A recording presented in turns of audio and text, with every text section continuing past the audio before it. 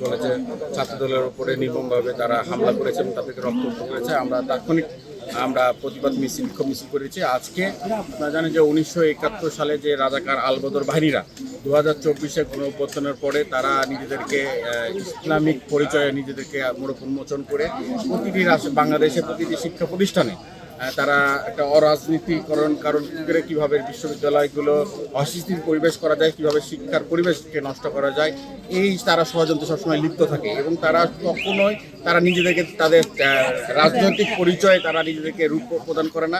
তারা নিজেদেরকে আড়াল রেখে গোপন রেখে গুপ্ত পরিচয়ে তারা বিগত সময়ে ছাত্রলীগের লুঙ্গির তলে থেকে রাজনীতি করে হেলমেট পরে সাধারণ শিক্ষার্থী সহকারে বাংলাদেশপন্থী যারা আন্দোলনমুখী ছিলেন তাদের রক্তাক্ত করেছে।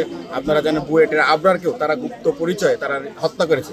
এই গুপ্ত একটি বাহিনী কোনো একটি বাহিনী নয়, এটা ইসলামী ছাত্র শিবির নামে একটি রাজনৈতিক সংগঠন যারা 71 সালে বাংলাদেশের বিপক্ষে ছিল, পাকিস্তানের পক্ষ হয়ে আমাদের বাংলাদেশের নারীদেরকে নির্মমভাবে হত্যা করেছে, ধর্ষণ করেছে। এখনও 2024-এ গণঅভ্যুত্থানের পরে তারা সেই মব কালচারের মাধ্যমে গুপ্ত রাজনীতির মাধ্যমে শিক্ষার্থীদেরকে হামলা, রক্তাক্ত করা, রক কাটা, হত্যা করা, এইসব রাজনীতির মধ্যে তারা এখনও জড়িত আছে। আমরা আজকে দেওয়াল লেখনের মাধ্যমে আমরা রাজশাহী বিশ্ববিদ্যালয়ের শিক্ষার্থীদেরকে নিয়ে আমরা আহ্বান দিতে চাই এবং আপনাদের মাধ্যমে তাদেরকে বার্তা দিতে চাই যে আপনাদেরকে সুষ্ঠু ধারায় রাজনীতি করতে হবে, শিক্ষার্থীদের কল্যাণে রাজনীতি করতে হবে। এর যদি ব্যত্যয় ঘটে আমরা বাংলাদেশ জাতীয়বাদী ছাত্রদল রাজশাহী বিশ্ববিদ্যালয়ে ছাত্র শিবিরের কোনো গুপ্ত রাজনীতি করার আর রাজশাহী বিশ্ববিদ্যালয় আমরা বিন্দুমাত্র সুযোগ দেব না। এটা আমরা শক্ত হাতে প্রতিরোধ করব, দরকার হলে আমরা আইনগতভাবে প্রতিরোধ করব এবং সাংগঠনিকভাবে প্রতিরোধ করব।